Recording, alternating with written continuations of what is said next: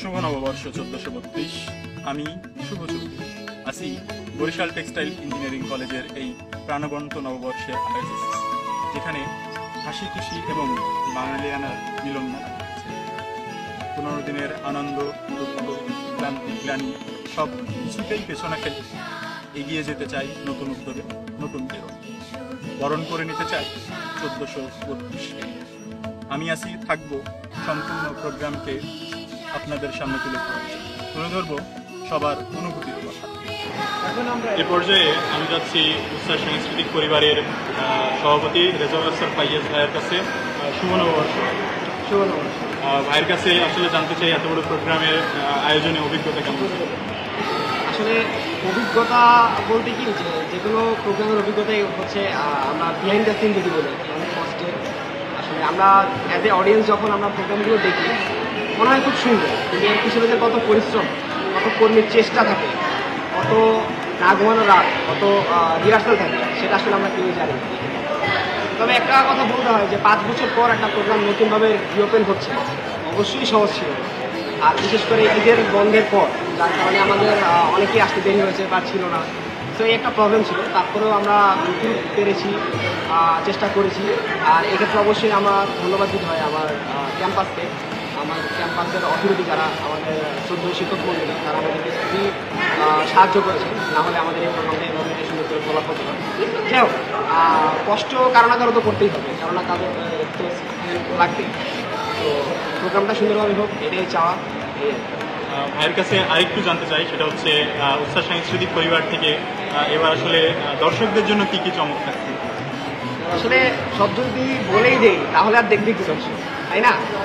তবে কিছু কিছু হিন্ট দিতে পারি আমি, যেমন র্যাম্প ওয়াক, গান, নাচ, কবিতা থাকছে প্রত্যেকবারের মধ্যে, তার মধ্যে নতুন কিছু না। কিন্তু যখন আমরা অ্যাকচুয়ালি অন দ্য স্টেজ দেখতে পারবো, তখনই বুঝতে পারবো যে আসলে বাঙালির ছোঁয়া, সেই জিনিসটা বুঝতে পারবো। আমরা তো অন্যান্য প্রোগ্রামে সব ধরনের কালচার নিই, এবার আমরা কি বলে যে পয়লা বৈশাখ উপলক্ষে বাঙালির যেই ছোঁয়াটা, বাঙালি আনা ব্যাপারটা, সেটা ফুটিয়ে তোলার চেষ্টা করি। তো দেখতে কি হয়। অসংখ্য ধন্যবাদ ভাইকে। এখন আমরা যাচ্ছি নুসরাত জাহান আপুর কাছে। আমার কাছে জানতে চাইবো আজকের প্রোগ্রামের অনুভূতি। আমার সবসময় ভালো থাকে। আমি উৎসব মুখর একটা মানুষ, উৎসব পছন্দ করি এবং নববর্ষ, এবং এটা আমার একটা ইমোশন। তো প্রোগ্রামের অনুভূতি অবশ্যই অনেক বেশি ভালো।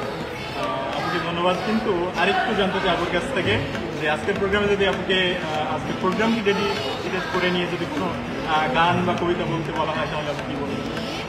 আমি খুব রবীন্দ্রসঙ্গীত প্রেমী একটা মানুষ, এবং আমরা জানি যে বাংলা নববর্ষ বাঙালির ঐতিহ্যের সাথে সর্বপ্রথম যে গানটা জড়িত, এসো হে বৈশাখ এসো এসো। তো এই গানটা হচ্ছে ছোটবেলা থেকে, বৈশাখ আসার প্রায় 2-3 দিন আগে থেকে আমার মাথায় বাজতে থাকে, এবং এটাই আমার সব থেকে প্রিয় গান বৈশাখে, এটাই আমার মাথায় বাজে। এটা শুনতে হবে। এক লাইন কি শুনতে পারি আমরা?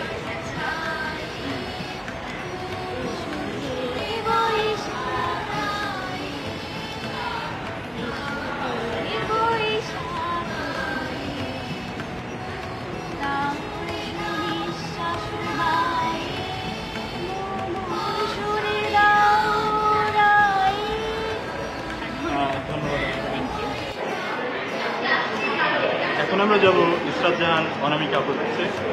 শুভ নববর্ষ। আপুর কাছ থেকে আজকের প্রোগ্রামের অনুভূতি জানতে চাই। খুবই সুন্দর, ভালো, অনেক ভালো ফিল করছি, কারণ সবাই একসাথে নববর্ষ উদযাপন করছি। আজকের প্রোগ্রাম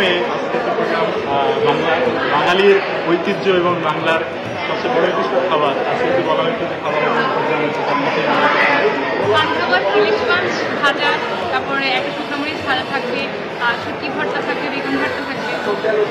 অসংখ্য ধন্যবাদ। ধন্যবাদ। এই মুহূর্তে আমরা যাবো সিএম ভাইয়ের কাছে। শুভ নববর্ষ। ভাইয়ের কাছে আজকের অনুষ্ঠানের অনুভূতি। এখানে পরিবেশটা অনেক সুন্দর, কোনো হইচই নাই, সুতরাং অনুভূতি অসাধারণ।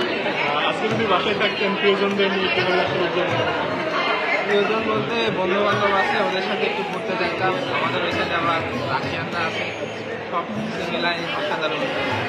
এই ভাইকে অসংখ্য ধন্যবাদ। শুভ নববর্ষ স্বপ্নের। আজকের প্রোগ্রামে তোমার অনুভূতি? আমাদের প্রথম নববর্ষ আমরা পাচ্ছি, আর আমাদের বিজেকে দীর্ঘ 5 বছর পর আবার নববর্ষ অনুষ্ঠান অনুষ্ঠিত হলো। দীর্ঘদিন পর যেহেতু হচ্ছে আবার আমরাই প্রথম হচ্ছে, তো অনেক সৌভাগ্যবান মনে হচ্ছে, গানমুখর পরিবেশ রয়েছে, এটা ভালো লাগতেছে। তো ধন্যবাদ সকলকে।